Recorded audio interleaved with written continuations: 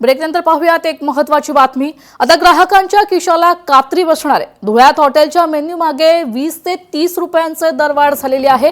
तर गॅस नंतर तेल किराणाच्या वस्तूंमध्ये देखील दरवाढ झाली आहे। युद्धजन्य परिस्थितीचा हॉटेल व्यावसायिकांसह ग्राहकांना देखील आता मोठा फटका बसलाय।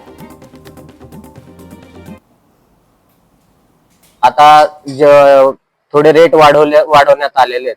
कारण विचारल्यास त्यांनी कारण सांगितले की आता जे युद्धजन्य परिस्थिती चाललेली आहे त्याच्यामुळे गॅस, तेल, ऑइल वगैरे याचे जे रेट वाढलेले आहेत यांच्यामुळे यांच्याही रेट मध्ये वाढ झालेली आहे। तर आता कुठे ना कुठे हा बोजा सर्वसामान्य माणसांवर पडत आहे।